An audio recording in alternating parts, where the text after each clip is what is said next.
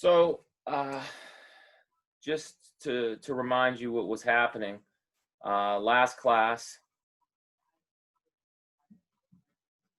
uh, we discussed functions.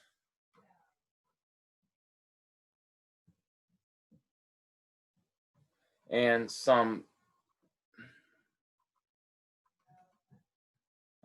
basic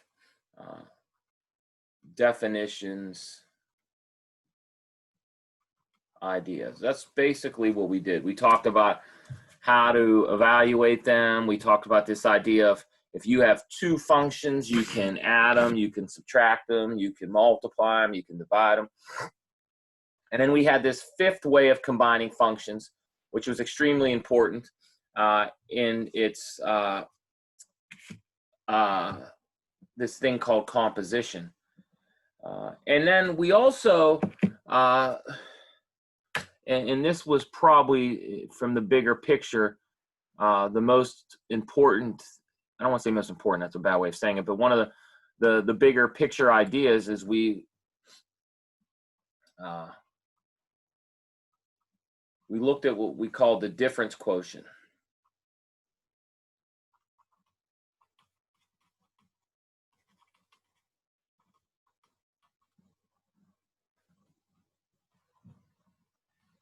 And if you remember what this is,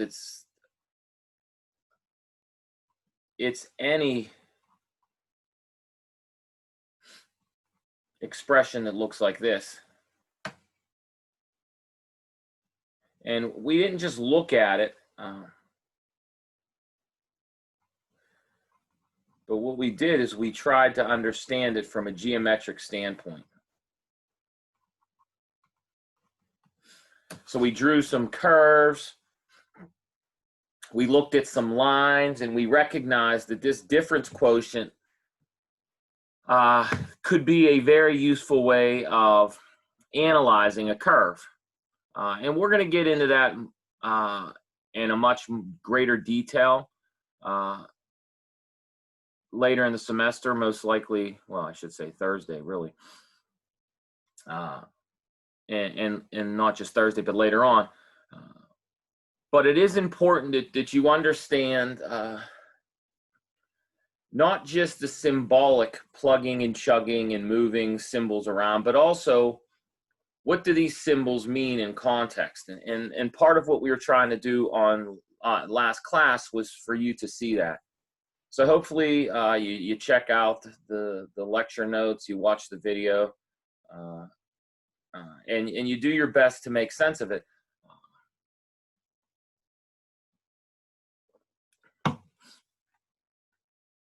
Okay, so what's today going to be all about then? Well, it's going to be about helping you understand how to solve these homework problems. And so we're going to do that by sort of reviewing some ideas.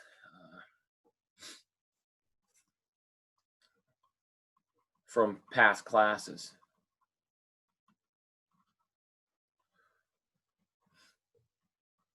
So another important skill in calculus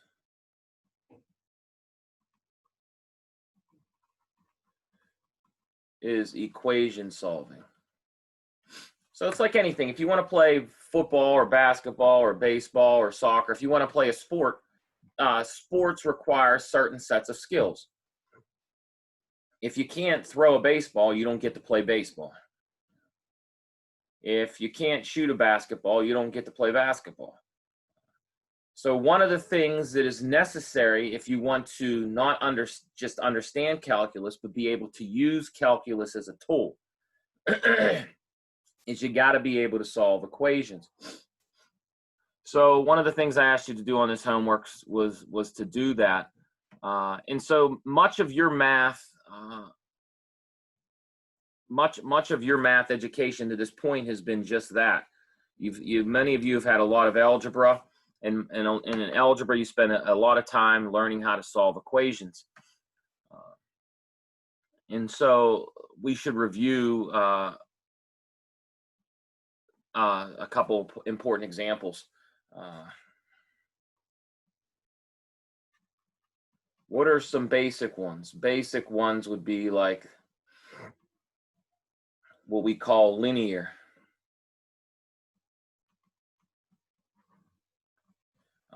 And you might also think about quadratic ones as being basic too.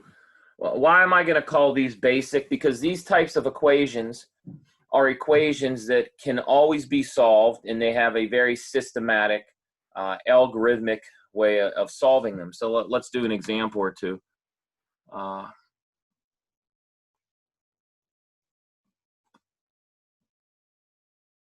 So, for example, if I wanted to solve 3x plus 10 equals 16.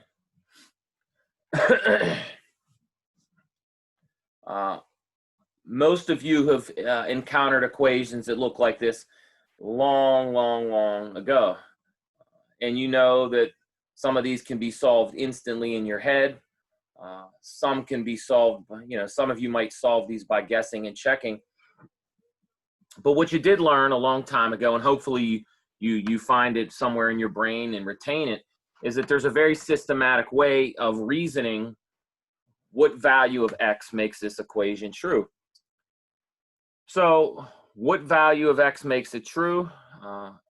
One way to see this is to undo what's happening to x. And so how do we undo what's happening to x? Well, we look at this expression and we see that x, the first thing that's happening to x is it's being multiplied by 3, and then we're adding 10. So if we want to undo that process, we have to do the quote-unquote opposite of adding 10, which would be subtracting 10. And then the next thing would be we have to do the undo the operation of multiplying by 3, which we can think of as dividing by 3. So how do we reason that and write it down symbolically? Well, many of us learn this different ways. By the way, I'm going to use this symbol a lot this semester. And for those of you who are unaware with what this symbol means, this symbol right here just means equivalent to. So what I'm going to say is I'm going to say one sentence or one equation, excuse me, is equivalent to another equation. So, for example, this is equivalent to, if I have 10 on one side and I want to, if you want to think about it, undo it or move it to the other side, excuse me, that means I'm subtracting 10 from both sides. So 16 minus 10 is 6. And then the next step would be to take 3 and divide it by both sides. And then lastly, we reason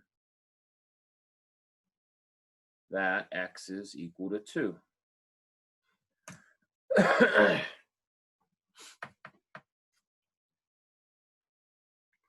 So again, almost everybody has seen, I think now in the United States, for example, this is like 7th or 8th grade level math. Now you might say I didn't learn it or whatever, or you might say I don't remember doing that, or you might think this is difficult. All that could be true, but the fact of the matter is, if you want to be able to learn and use calculus, being able to understand this line of reasoning is essential. Does anybody have a question? Why clear my throat? I feel bad. I don't know what. It's like as soon as I start talking, my throat gets all loud. Questions, comments?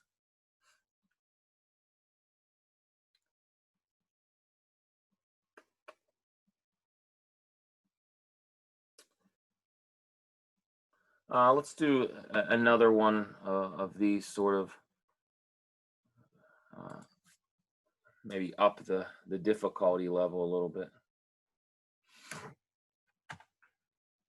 Change colors as well. Suppose we have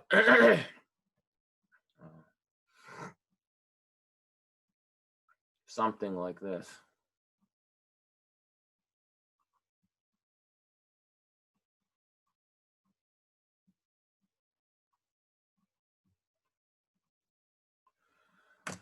So this equation is a little different. It has a power of 2 in it. And you might recall that any equation that has an exponent of 2 is called a quadratic equation. And there's a very systematic way of solving these in general. This one is a little different in that it's a very simple quadratic equation because there's only a x squared term. There's no x term.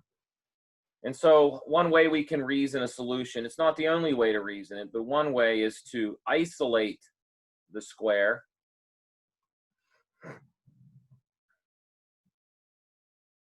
using similar reasoning to what we did in the previous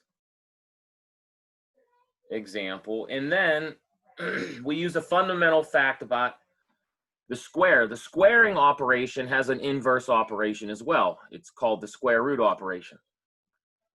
So what I can do is I can do the following sort of like metaphor or analogy. You know, I can write that 9 is equal to 3 squared, but another way of saying that same fact is that the square root of 9 is 3. So I don't know, my house sounds like a war zone upstairs. Okay, so what I need to do then is I need to take the square root, and the correct way of doing this is we recall that there's a positive and negative square root associated with this.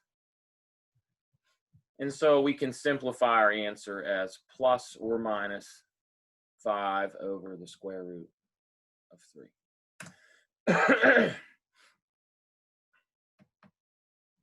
So again, hold on one second.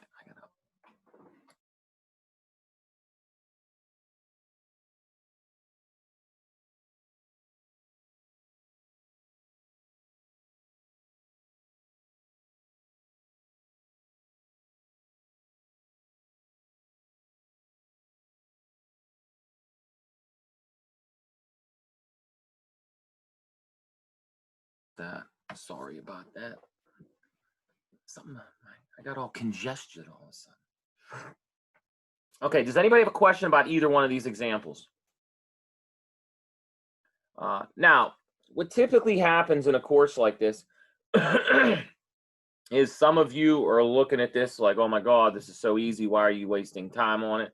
And then there's others of you who are literally looking at this and thinking that we're building rocket ships and we're solving some of the world's biggest problems. To be fair, both of those, depending on your perspective, both of those can be true. But the fact of the matter is, as I've repeatedly said, when you're in a course the level of calculus, being able to do these two calculations is absolutely imperative. So before we move on, does anybody have a question about that? So just to remind you of the general procedure here.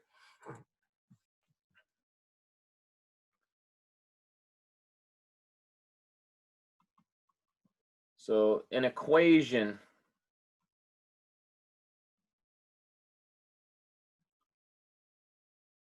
of the form ax squared plus bx plus c equals 0 is called a quadratic. Or if you want, you can call it second degree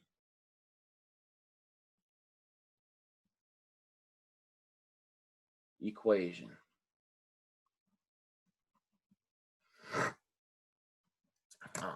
Now, in college algebra courses and algebra courses in high school, you all learned, you spent a lot of time on these actually. You talked about how to solve very basic ones like on the previous page. And then hopefully you had good instructors who showed you this systematic way called completing the square. And then once you understand completing the square, you realize that there's a shortcut in all of that. And that shortcut is something that we call the quadratic formula. And so when I was a kid in school, you know, it was something that we memorized because we did it over and over again. I'm not quite sure if that's still the case for you guys in school. Nonetheless, you should know how to solve these on your own. And the solutions are, there could be one or they could be two. What are the solutions? You might recall it's negative b plus or minus this b squared minus 4ac all over 2a. So again, some of you are looking at this as just some big hieroglyphic mess of symbols. And I get that. If you're not used to seeing it, it can look overwhelming. That being said, I encourage you, if you, you know, if you want to learn, as I keep saying, if you want to learn calculus, being able to do this stuff is very important. So if you have a question, please let me know. Let's do an example. And again, what you should be thinking about while we're doing this is, you know, how you could solve, for example, problems 4 on the homework.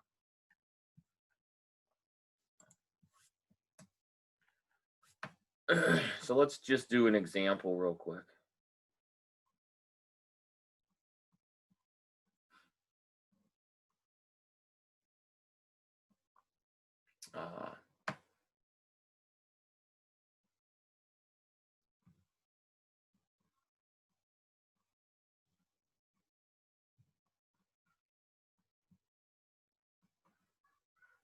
So suppose I want to know which x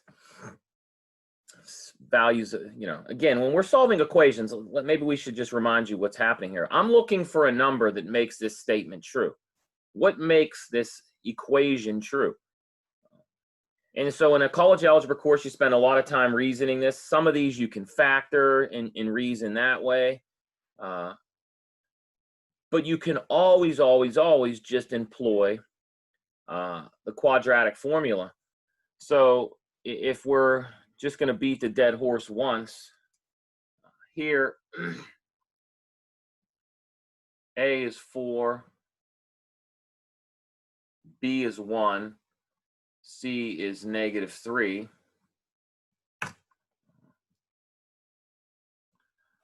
And so what are the solutions?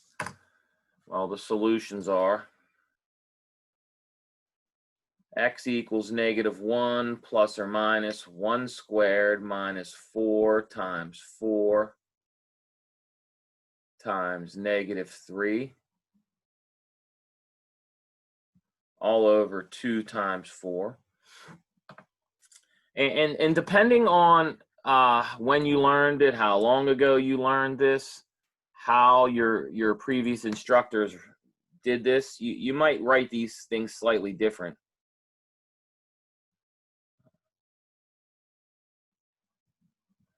So I notice what's happening inside. I have a 12, and 4 times 3 is 12, and a 12 times 4 is 48. So what I end up getting inside is this 1 plus 48 all over 8. And then, of course, this is negative 1 plus or minus the square root of 49 over 8. And luckily for us, the solution here doesn't have to be so ugly, because we hopefully we recall that the square root of 49 is 7. So this is negative 1 plus or minus 7 over 8. And so we have two solutions. What are they? Well, if I take the plus version, I have x equals 6/8, which reduces down to 3/4. And then if I take the minus one, I get negative 8 over 8, which simplifies to negative 1.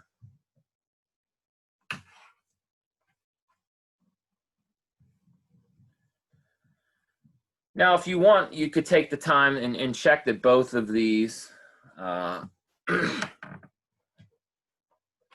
both of these solutions do check out. Now, as many of you know, it's not always the case that solutions to quadratics can reduce to these what we call rational numbers. As you know, sometimes the answers are ugly and have square roots. Does anybody have a question about this? Comments, concerns?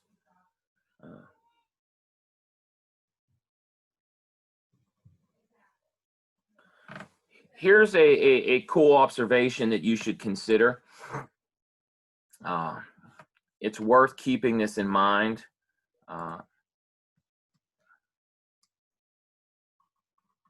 So what is the geometric interpretation?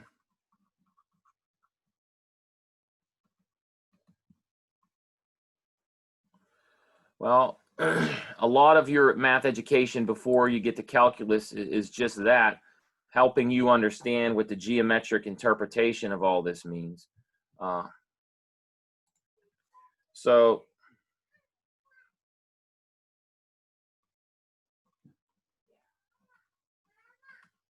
the solutions of 4x squared plus x minus 3 equals 0 are the points. Actually, the points, I guess I shouldn't say points. That's incorrect word. Let me rewrite this.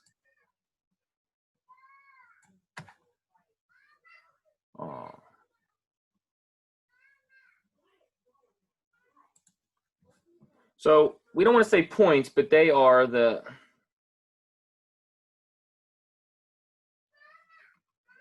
x-intercepts of the graph of y equals 4x squared plus x minus 3. So by finding those points, we can readily sketch the graph of this function. And you might remember doing some of this stuff, but let's just remind you. I don't want to get a different color.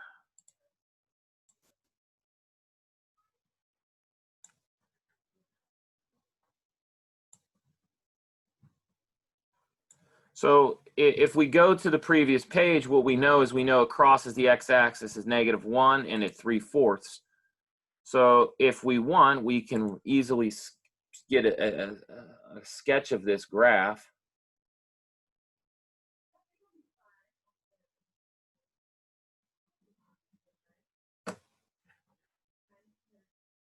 And then we can reason that the picture looks something like this.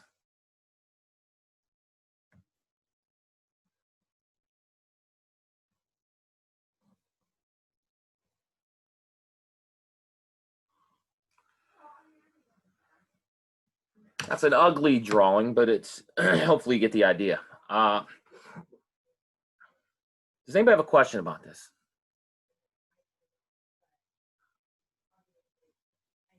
Now, we should also point out that this is not the most efficient way for us to do any of this. As you guys know, technology is quite useful. And if you bear with me for a second, what we can do is we can check something out. We go to our friend Desmos, which I've done for you guys a few times. And if we do y equals 4x squared plus x minus 3, we'll see that we indeed get a parabola. And you'll notice that the points where it crosses the x-axis are precisely what we found using our algebraic reasoning.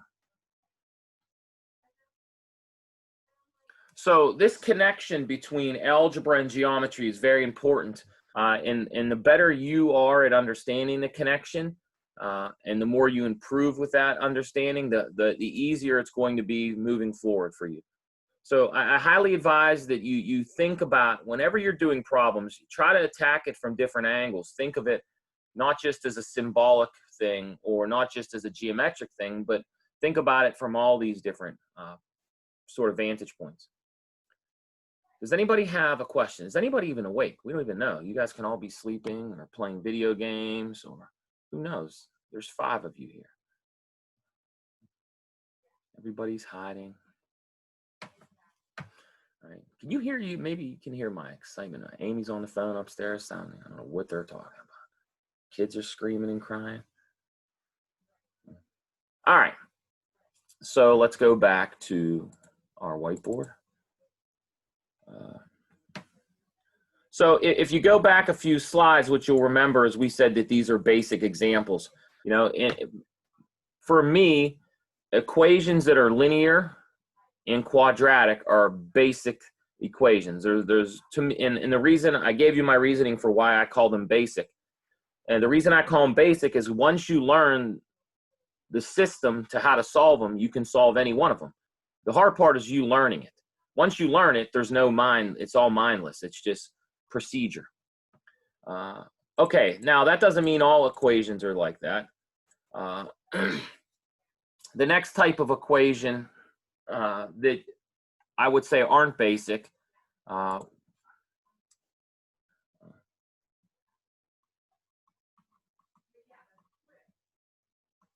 would be what I call medium difficulty.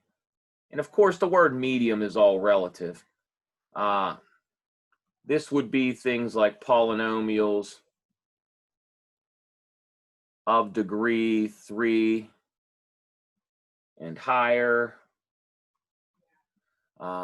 These would be like rational and then radical.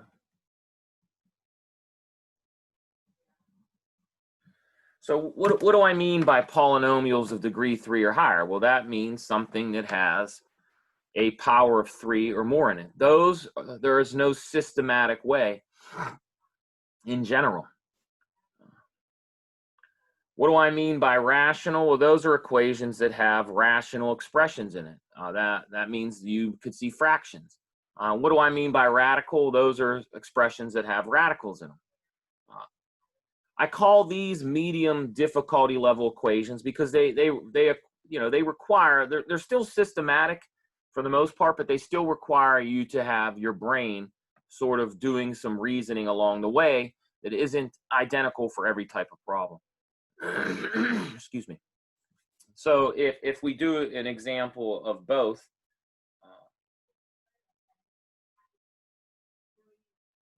and keep in mind, and this is extremely important, that when we do an example for these ones that I'm calling medium, it doesn't mean that this strategy works for every single one that looks like it, because it's not the case. That's what makes these a little more difficult. So I'm just giving you certain examples. It's up to you to figure out how to mold those examples for other types of problems. And of course, if you have questions, you should ask. But suppose we have an equation like y cubed, I don't know, how about y cubed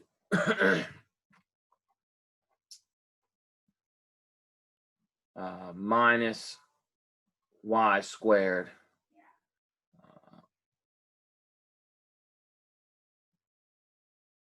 minus 6y equals 0. So if I want to solve this equation, the first thing I note is that it's degree 3 or higher. And by my studies in algebra courses, what I learned is if it's degree 3 or higher, if it's a polynomial of degree 3 or higher, if I'm going to have any luck, there's got to be some sort of way of factoring it.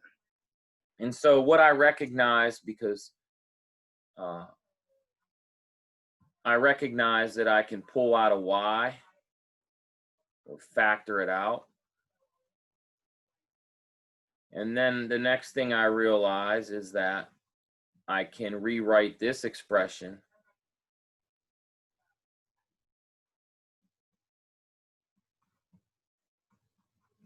So what I realized is I can factor this thing. Factoring is something that's very dreaded by most students. But the fact of the matter is factoring is a skill. And just like if you want to play soccer, the faster you are, the more likely you're going to be good. The better your hand-eye coordination is, the more likely you are to be good at certain sports. And so if we're talking math and calculus, must you be good at factoring? No, but it makes everything a lot easier. So the better you are at the skill of factoring, the easier calculus is likely to be. Now, what this means is we have three solutions.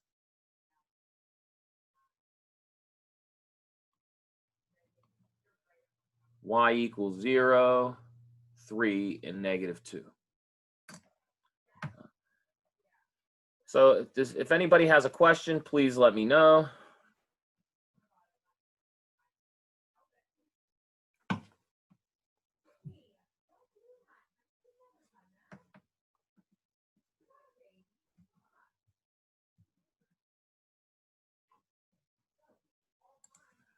Okay.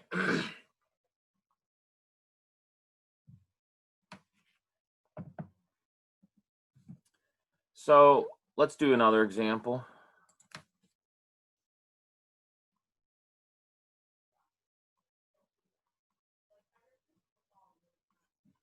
Suppose we want to solve 2x minus 3 inside a radical equals 10. Well, how can we reason what the solution is here?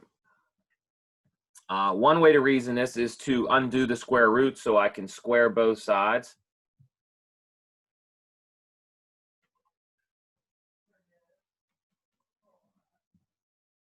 And a good thing to think about in all these examples is that there's an underlying theme, even with the most basic ones. And that underlying theme will help you with what's coming later. And the underlying theme is we are trying to reverse what's happening to the variable.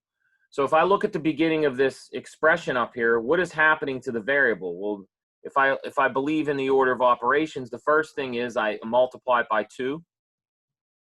Then I am going to subtract 3. And then I'm going to take the square root. So when I want to undo that, I have to reverse that process. Just like when you drive to grandma's house, to come home, you reverse the way you went. So the first thing I'm going to do is undo the square root. And when I undo the square root, I'm left with this equation, which now becomes an elementary equation again. And now I'm going to undo the subtraction by 3, and then I'm going to undo the multiplication by 2. And what I've reasoned is the solution to this equation is 103 divided by 2.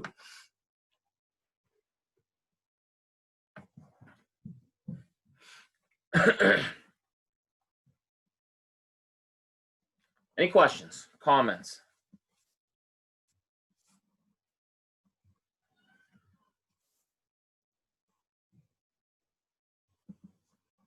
Your silence will be taken as you're all experts. Okay, so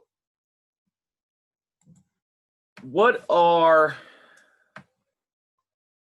what I call challenging equations?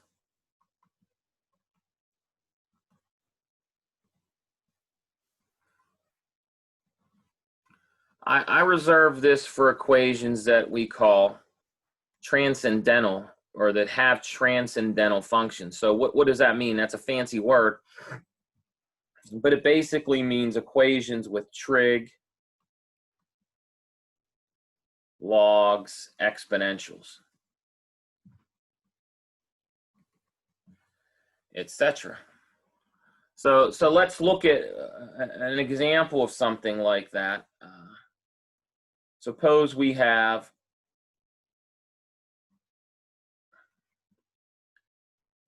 the following.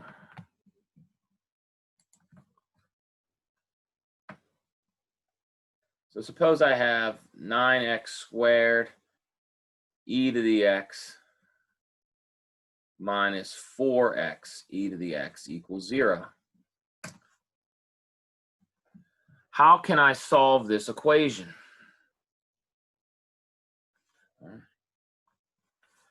So if we think about the theme that I was talking about before, the theme was let's undo what's happening to x. Well, the problem with this equation is there's a lot happening to x, and it's not quite clear how to undo anything. And so sometimes when it's not quite clear what to do, we do the only thing we can do and see if that gets us anywhere. And in this particular problem, what I notice is I can factor some things out. I know, for example, that both terms have an x, and both terms have an e to the power x, which means what I'm left with is a 9x minus 4. Now, if you're not quite sure how I got that, or you're not quite sure what my reasoning is, just work backwards. If you distribute, if you were to take this particular expression and distribute it back, you will indeed see that my reasoning is correct.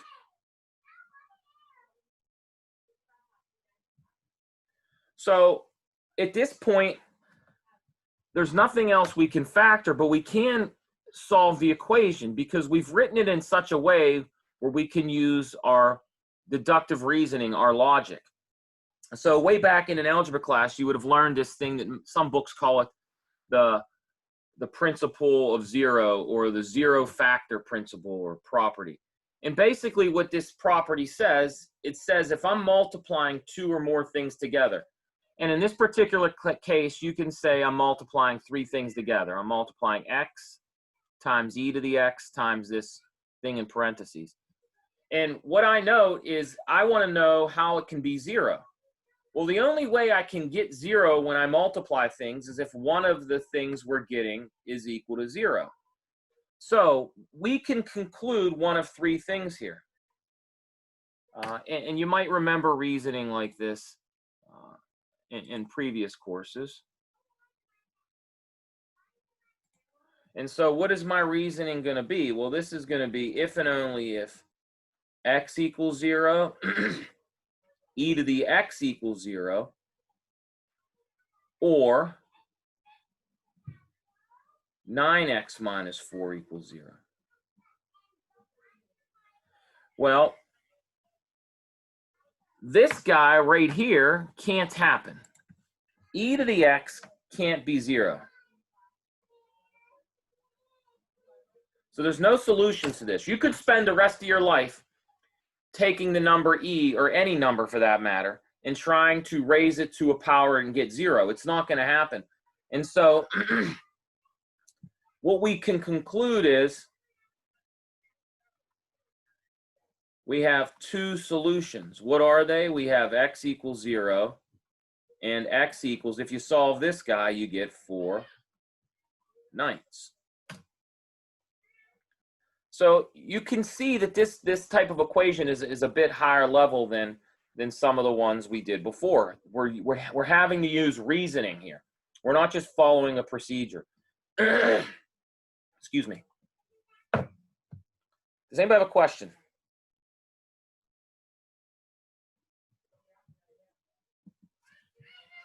Comments, concerns? Everybody still sleeping? That's good. You need your rest. All right. So hopefully that helps you solve some of the problems on the homework. Let's do one more of these before we move on.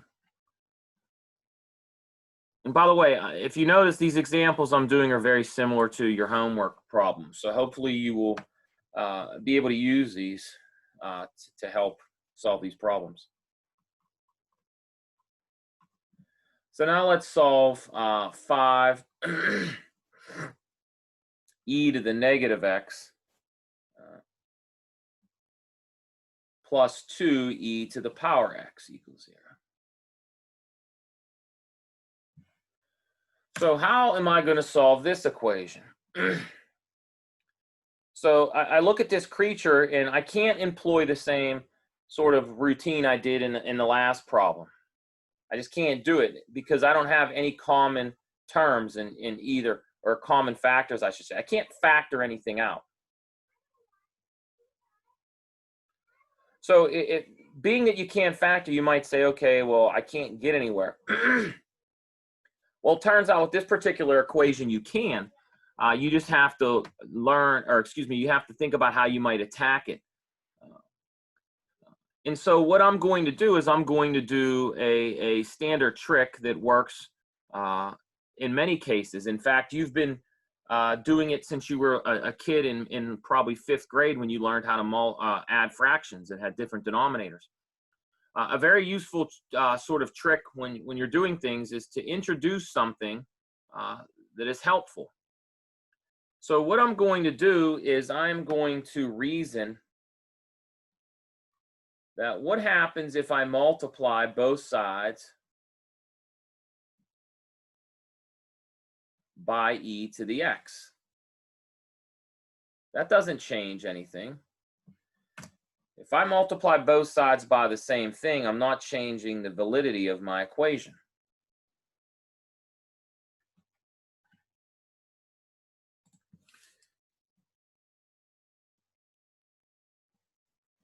So if I multiply both sides, the way we handle this is we now distribute. And so there's a lot happening here because I need to remember how I handle exponents. But when I distribute this, I get e to the x times e to the negative x plus 2e to the x times e to the x.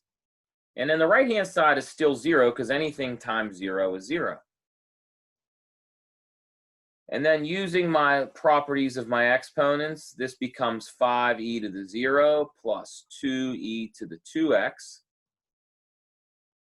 And what this little trick did is it eliminated one of my exponents.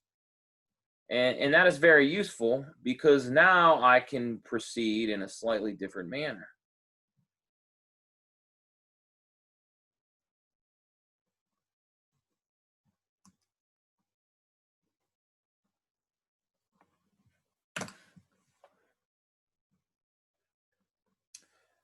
So what this multiplying both sides thing was all about was it helped me. I recognized that if I did this, I can eliminate one of the terms that was giving me trouble.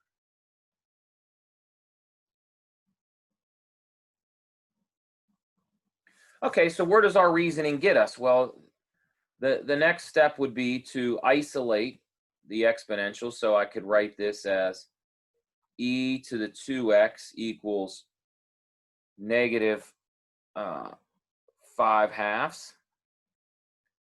And then that would imply, if I take the log of both sides, that 2x equals the log of negative 5/2.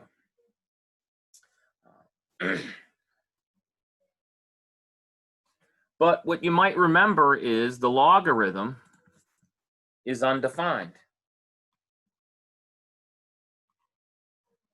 if we try to plug in a negative input. So what we conclude is that there are no solutions.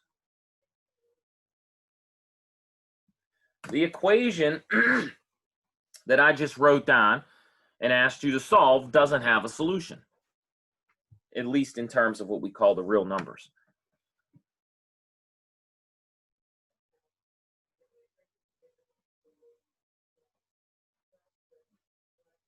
Okay, does anybody have a question? And before we look at the geometric sort of visual of this. So if we look at the geometric visual, we go back to Desmos. If I plug this equation in, it was 5e to the negative x plus 2e to the x.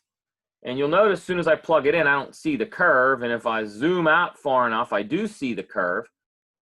And what we notice is this curve never touches the x-axis. It's not going to touch the x-axis. In fact, the smallest value it ever takes is this 6.325. So that's another important thing for you to remember and retain. And when an equation doesn't have a solution, what that tells us is geometrically, the graph never touches the x-axis.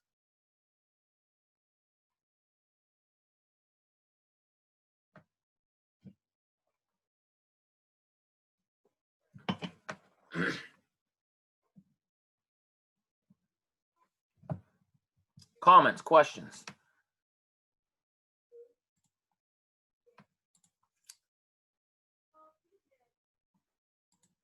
All right. Okay, so that's all I'm going to say for now about equation solving. We will come back. We're going to have to do it a bunch throughout the semester, so we will talk about it more and more as we go. But I wanted to give you a quick little review, and hopefully it'll encourage those of you who are weak at this to go seek the internet and YouTube or ask me and look for help. And don't forget, many of you who are taking this class will also have to take classes in physics. And, you know, physics tends to be difficult for a lot of people. And really what's interesting about that is because really physics is just one big application of all the stuff you're learning here. So one of the things I would encourage you to remember, and I've said this to you before, is everything we're going to do today will be used next class, and everything that we use next class will be used in the following class. Math is very unique in that everything we're going to be doing now and then the next day and the next day, it all continually builds. And you can think of it as a ladder. And so in order for you to get where you need to go, you got to make sure you don't have too many rungs missing. Okay.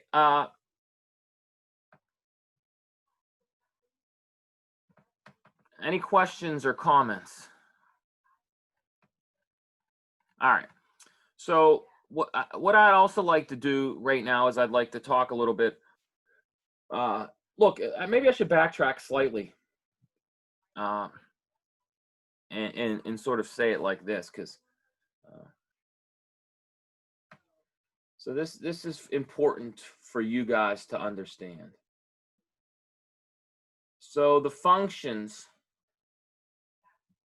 you know, sine, cosine, tangent, log, e to the x, etc. All the things that look like this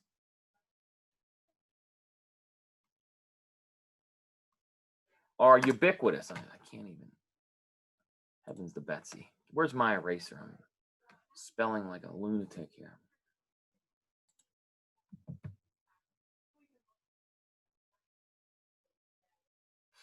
Where's my eraser? So these guys are ubiquitous.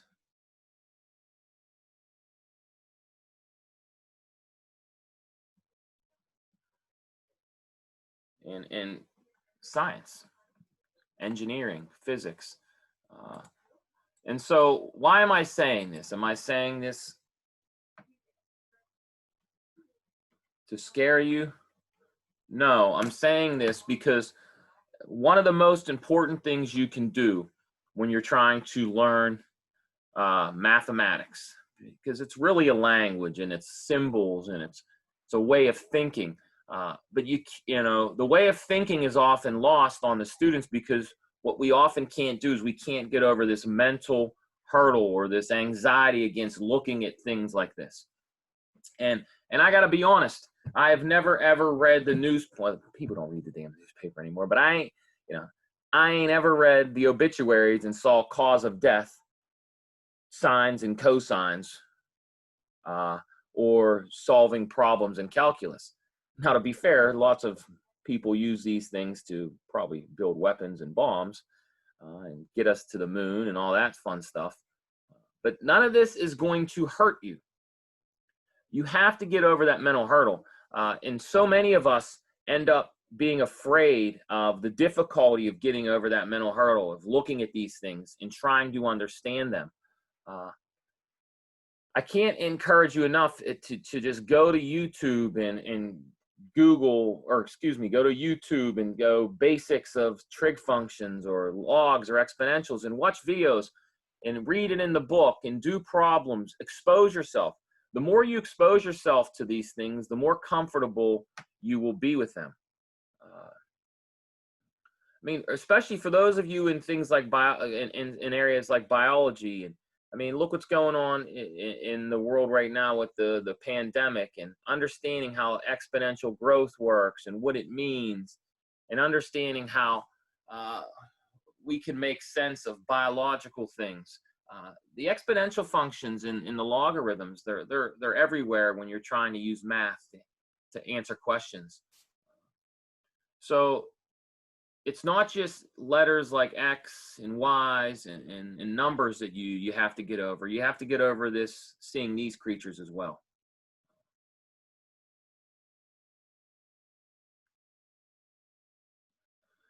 So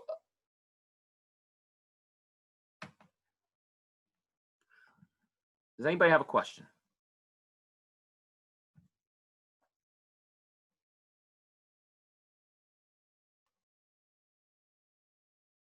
Comment. All right, so let's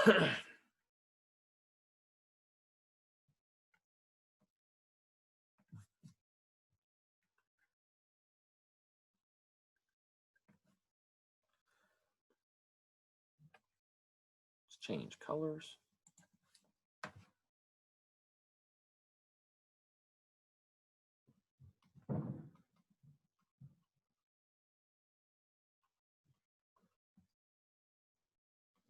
So when do you first encounter trig functions?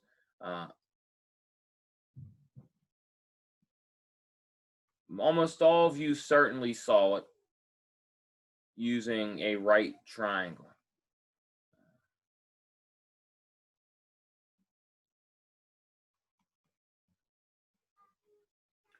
But one thing that's actually often more useful is to interpret them in using circles instead.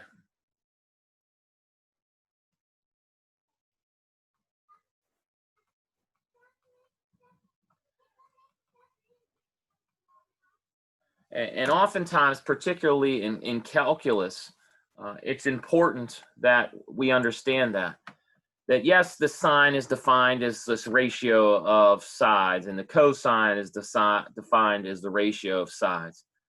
But what we need you to understand is you can also think of it in terms of a circle. So if I were to draw a circle,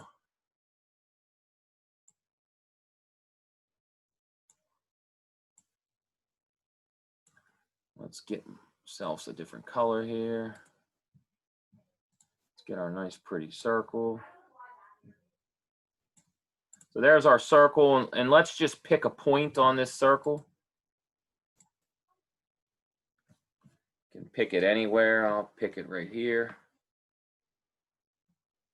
If I pick this point, we know that it has an X and a Y coordinate. I also know that I can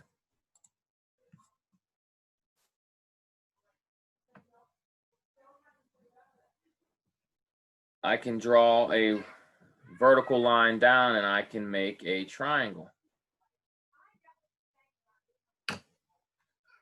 So I can give this little angle a name. Let's call it theta.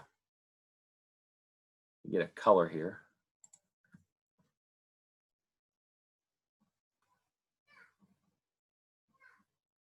So here's what we know. We know that the sine of theta is equal to, sine is the opposite side over the hypotenuse. So if my circle has a radius of, let's say 1 for the sake of an argument, So let's assume that this circle has a radius 1, so this would be the point 1, 0. So if the radius is 1, that means the length of that red line is 1. And so what we have is we have that the sine of theta is equal to y, and the cosine of theta is equal to x. And by the way, here, theta is measured. In calculus, we always use radians, not degrees. So if you're saying, what's a radian? What's a degree? Well, that's what the Google machine's for. It turns out that when you're doing calculus, things are easier in radians. If you're interested in understanding what a radian is, if you don't know, there's a great GIF or GIF, whatever you want to call it. If you go to the Wikipedia page for radian, just Google radian measure Wikipedia, and they have a very, very nice animation that shows you exactly. It's a very intuitive way of thinking of a radian. By the way, it's important to remember that if you don't know, now you know, in the words of the great Biggie Smalls. 180 degrees is equal to pi radians.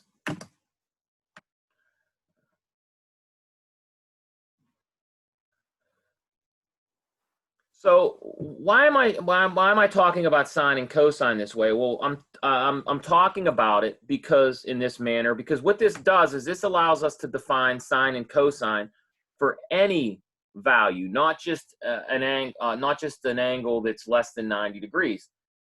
So you can imagine that if I move this dot here to any place on this blue circle, I can play the same game. I can draw a right triangle, and then I can measure the angle, and that gives me a perfectly good way of defining sine and cosine for all real numbers. So that's why I'm doing this here. So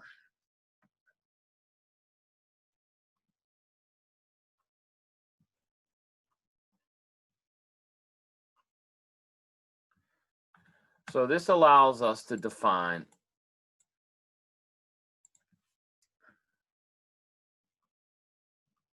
functions. I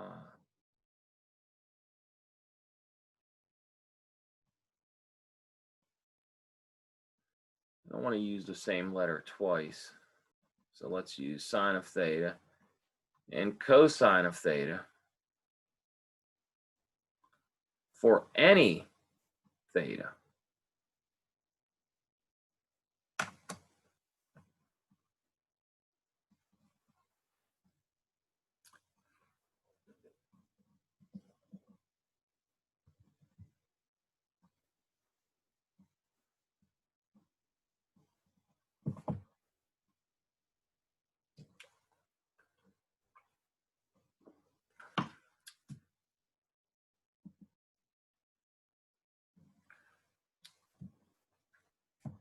Does anybody have a question?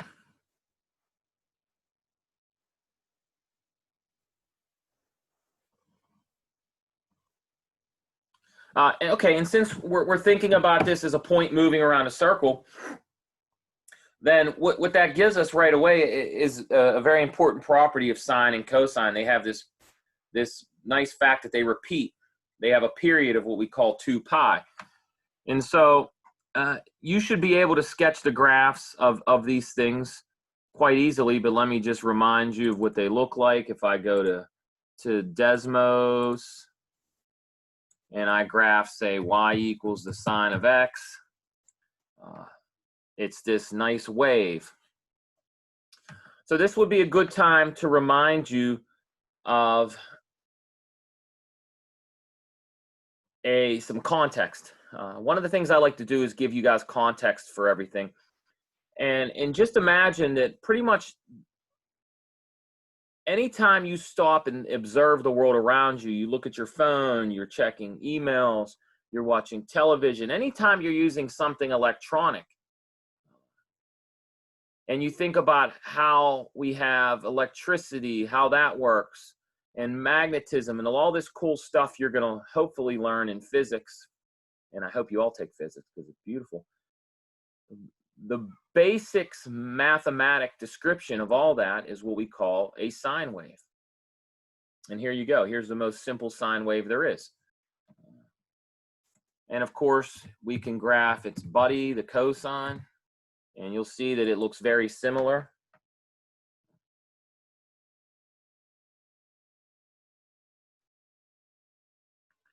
And then you can even take their ratio. You can take the sine and divide it by cosine, and that gives you the tangent, and you can get that pretty picture.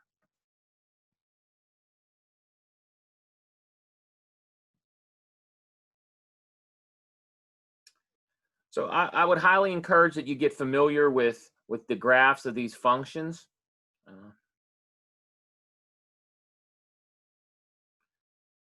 Does anybody have a question?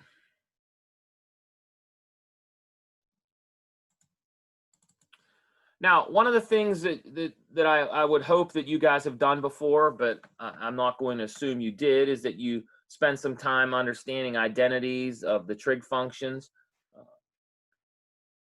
And if you define the trig functions in this manner using a circle, many of those identities that we will use over and over again this semester are going to be very simple to see where they come from.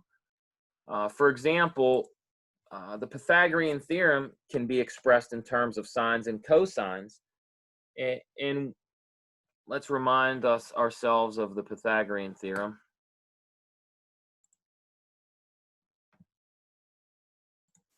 If I have a triangle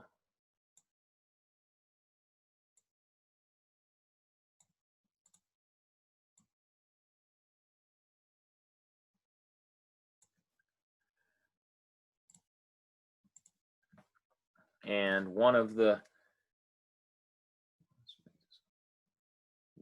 angles is right, let's call this A, let's call this B, let's call this C, and the Pythagorean theorem states that A squared plus B squared equals C squared. Side squared plus side squared is hypotenuse squared. So this, the Pythagorean theorem,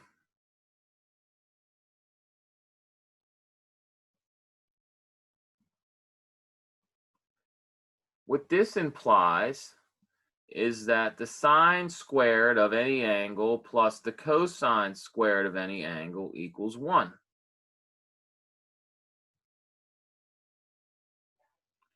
So this is an extremely important identity.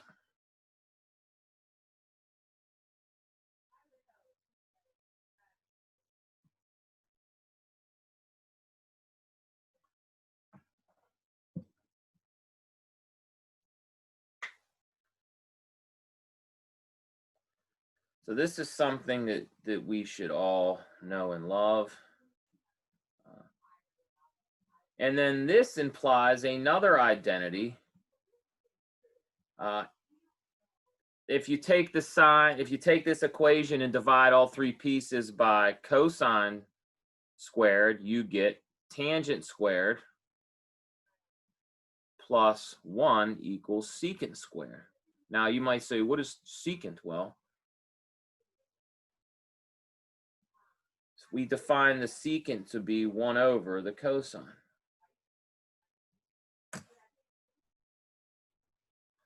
So these are two very important identities.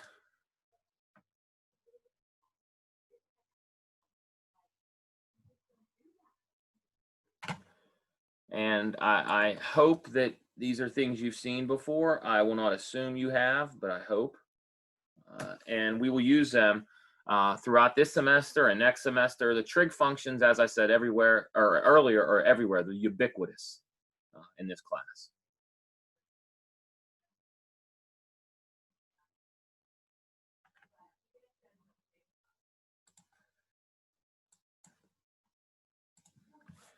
Does anybody have a question about this? Now look, this is not meant to be a thorough review of trigonometry. That's not what we're going to do here. But I'm trying to give you some highlights of things that we will use over and over again. Here's a cool fact that we will use a bunch. That the largest that the sine can ever be is 1, and the smallest it can ever be is 1. And the same is true for cosine.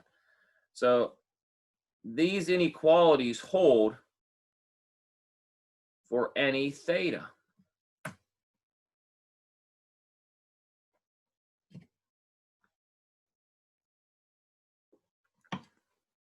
Now here's a good exercise for you.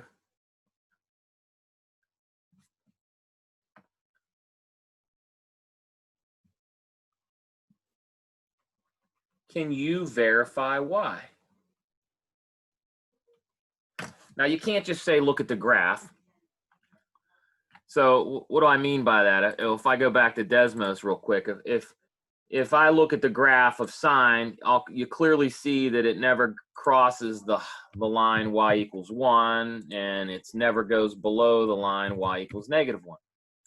That's not a verification. That is just what you see on this picture right now, that the sine is bounded, as we say, or trapped between 1 and -1. All this is this is confirmation that that what I wrote down is true. But why? Why is it that this picture holds the way it does? Can you verify why? Can you deduce logically why? Think about that. Can you tell me in a logical argument that has no flaws that the sine will never be bigger than 1? It will never be less than -1. Okay, think about that. All right. Does anybody have a question about anything thus far? Anything particular?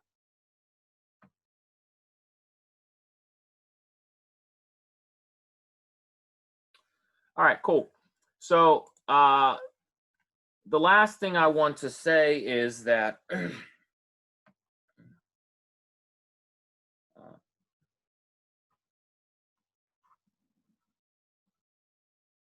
so trig functions have inverses too. So every one of you, I would assume, unless you illegally beat the system, every one of you had a college algebra course or a pre-calculus course, or maybe you even had more than one.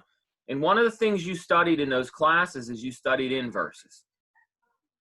You studied this idea that if you have a relationship or you have a function, you can often find an inverse function, one that undoes it. You know, we've seen this already with the square root and the squaring function. The exponential function and the logarithm are inverse functions. And so it turns out that the trig functions have inverses too. Now, there are some technicalities. You have to restrict the domain. But at this point in our math careers, we're not worried about all those technicalities quite yet. We'll talk about them as we go. But if I were to write something like y equals the sine of x, well, that has an inverse. And that inverse is what we call the inverse sine, or what I like to write as the arc sine of y equals x. And then if I tell you that y equals the cosine of x, well, that has a partner in crime, which we call the arc cosine, or the inverse cosine of y would equal x. And then, of course, if we have the tangent, this guy is written out very much the same. As I said, there's some technicalities with when do these exist and the idea of domains and ranges, and we don't want to get into that detail right now. We will encounter the specifics when it's important. But what you should know is that there's, there's the ability to undo sines and cosines, and it's called the inverse. Now, of course, some people use different notation, so you should be on the lookout.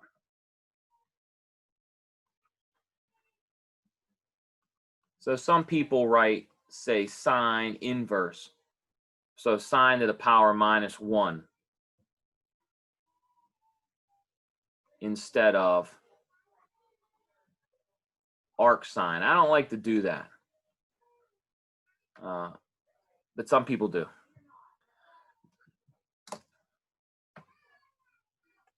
Now, by the way, if you're confused, if maybe the way I've written it up there, it seems a little like confusing, just put it into terms of examples that you're already familiar with.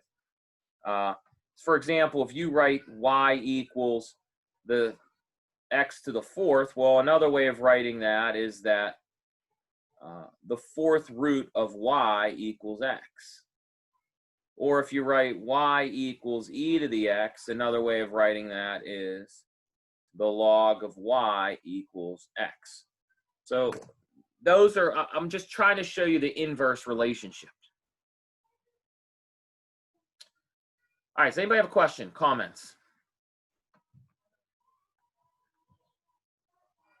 All right, if you guys don't have questions, I will end it here, and then we'll pick it up Thursday. I did want to ask, yes. When is this homework officially due? Yeah, you know what, whenever you can get it to me. I would prefer it ASAP, but if, whenever. I mean, here's the thing about, that's a good question. I don't know if I stated this last class, but it's worth understanding. I don't care about due dates in the sense that I need you to have it by a certain time. I'm not like the cable company here or the water company. I care about due dates for your own good because we have to move at a certain pace. And so when we're done here today, I'm going to start motivating the next topic with new assignments and readings and all that stuff. And so if you're still working on this, then you're not keeping pace with us. Do you understand what I mean by that?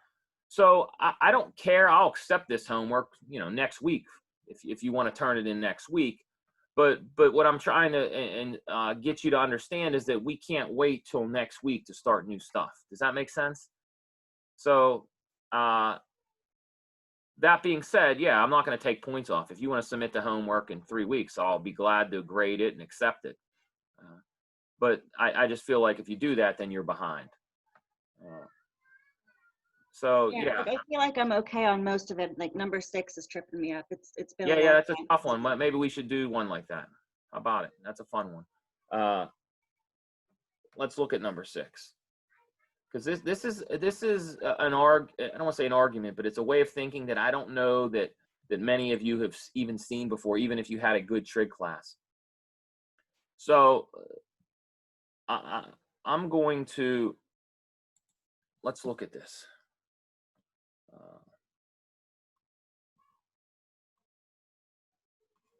So here's what we have. We have this expression, and one of the things that is going to be a useful tool for us this semester and next semester is it's often nice to go from algebraic relationships. And when I say algebraic, what I mean by that is like x's and y's and things like squares.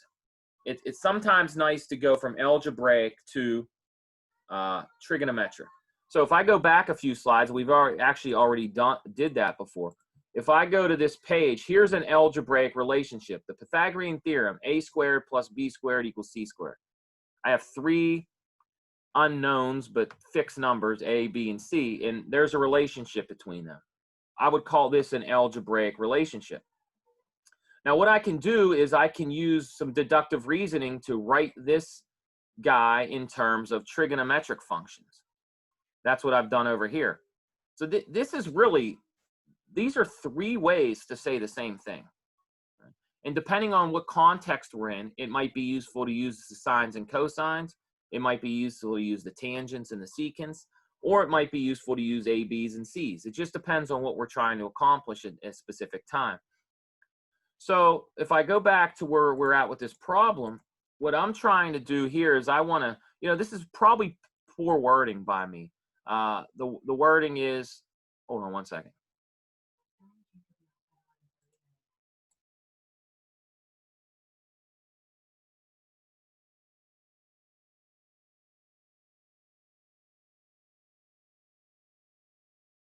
I'll be up in a little bit, Ricky. Okay.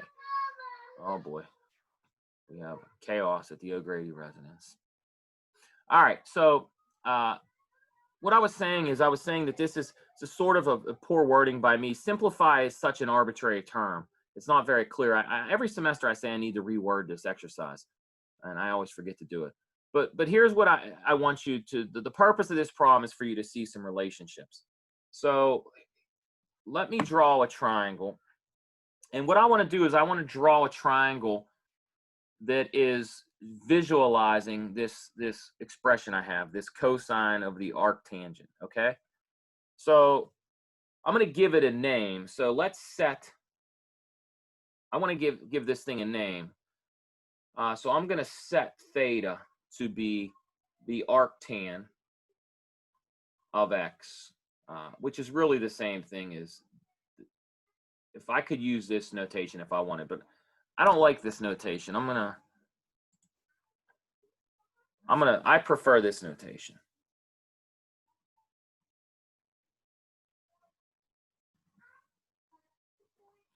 All right. So if I do this, if I set theta to this, let's draw a picture. So this is, if theta is equal to the inverse tangent, what that tells me is that the tangent of theta is equal to x. So what I want to do is I want to draw a triangle that represents that. I want to draw a triangle that says the tangent of theta is x. So let's just do that. So if I draw, let's put a line here, and this is a very bad triangle. I should be more careful. So let's call this creature theta. Now, how can I label the sides of this triangle so that the tangent of theta is x?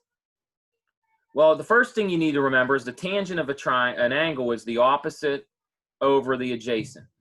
So what I need to do is I need to come up with, put an x here, and if I put a 1 here, then it's clear that the tangent of theta equals x over 1, which is x. So this triangle now tells me, or I shouldn't say tells me, this triangle is a visualization of what I have written up here, that tangent of theta is equal to x. Now, what I really wanted to know is I want to know the cosine of theta. Because if you look at the way the problem is, what we're interested in finding, precisely what we want is, we want the cosine of the arctan, which is equal to the cosine, the way I've written this, of theta. And so what's the cosine of theta? Well, the cosine of theta is the adjacent over hypotenuse. That's the definition of cosine. So that's 1 divided by something. Well, what's it divided by?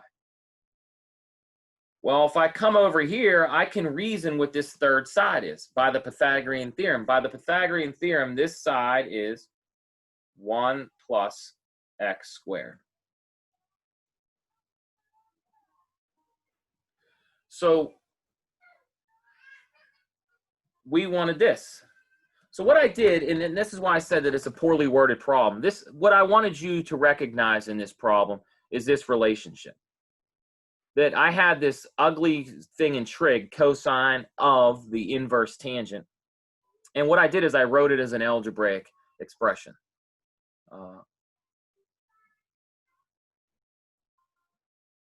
Does that make any sense? I don't know. Does that help? By the way, this is not an easy argument. Most of us, myself included, struggled mightily when I tried to learn this many moons ago. And most of you will struggle with this. So as I said, the word simplify in this problem is misleading, but this is the connection I wanted you to make.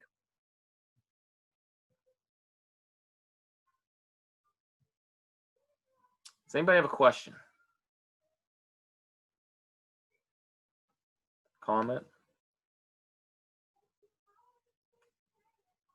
Any other questions? about this homework at all. And as I said, feel free to turn it in whenever you want, but I would encourage you to do it sooner than later, just because, as I said, we're going to be moving. And again, and another thing I need to remind you, feel free to send me emails about specific problems. If you send me an email and I didn't respond, you can resend the email. It's not that I don't like you or ignore you. I just get a lot of emails, and sometimes I miss them. So feel free to email me if you need to set up an office hour to ask questions. I'm fine with that too. But I don't know that you need help, and I don't know what help you're interested in until you let me know. So in the words of my father-in-law, the squeaky wheel gets oiled. Any questions, comments, concerns before we end this? All right, then. Well, then I will say good luck to you. I will see you all on Thursday. And if you need anything, let me know.